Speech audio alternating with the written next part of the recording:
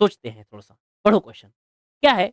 A ball is projected vertically upward from ground, ठीक है, उसको अप वर्टिकली अपवर्ड प्रोजेक्ट किया है। अगर प्रोजेक्ट किया है मतलब कि कुछ ना कुछ उसको वेलोसिटी दिया होगा, ठीक है, from ground. It reaches a height H in time T, in time T वो होना चाहिए इन टाइम टी वन बेटा, ठीक है। It reaches to a height in time T one, मतलब कि वो किसी एक हाइट एच तक पहुंचता है, किसी हाइट एच तक पहुंचता है टाइम टी वन में, टाइम टी वन में, ठीक है। एंड कंटिन्यूज इट्स मोशन, और अपना जो मोशन था उसे वो कंटिन्यू कर रहा है अभी भी।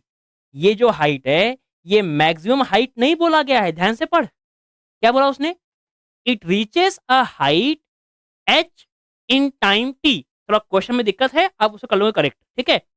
It reaches a height H in time T, continues its motion, and it continues its motion, अपना मोशन कंटिन्यू करे जा रहा है, ठीक है, मोशन।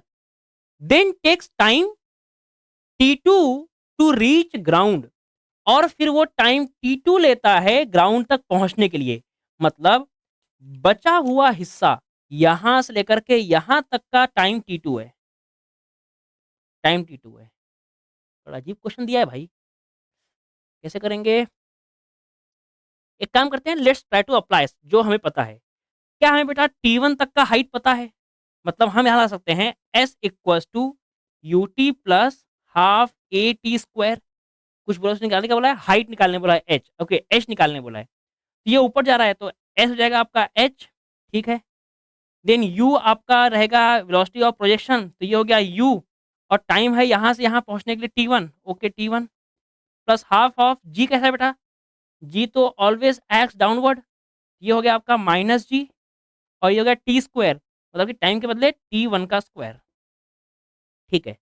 अ, इसे कर दो माइनस, ये होगा h equals to U T one minus half of G T one का स्क्वायर, ठीक है।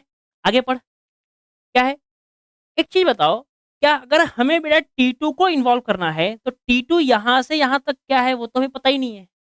अगर हमें वो नहीं पता है तो अगर मुझे टोटल टाइम को इन्वॉल्व करना है तो क्या मैं ले सकता हूँ आपका टोटल टाइम ऑफ फ्लाइट। अरे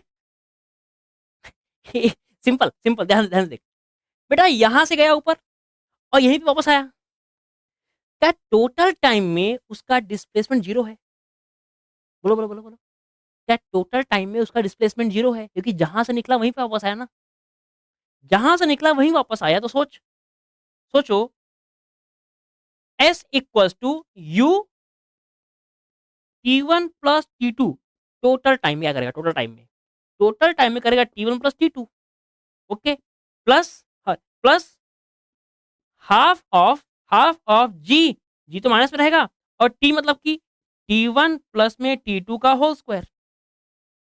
अब बता, क्या ये रहेगा जीरो, क्या ये रहेगा जीरो, हाँ, क्योंकि टोटल टाइम में डिस्प्लेसमेंट तो हुआ ही नहीं, मतलब ये माइनस टर्म गया उस साइड, हो जाएगा प्लस टर्म, ये हो गया आपका half of G T one plus T two का square equals to U into T one plus में टी टू, टी वन और टी वन का एक वैल्यू कैंसिल हो जाएगा, तो आपको यहाँ क्या मिलेगा बता, तो मिलेगा u equals to half of G T one plus T two, T one plus T two. अब इसे करोगे यहाँ पुट u को, तो आपको मिलेगा h इक्वल्स टू यू के बदले half of G T one plus T two into में टी वन माइनस में half of G T one का स्क्वायर, हाफ जी कॉमन है, तो हाफ ऑफ जी कॉमन आ गया, टी वन गया अंदर, तो T one square, T one और टी टू, अरे हो गया answer, T one T one T one T one T one T one cancel, half of G T one t to.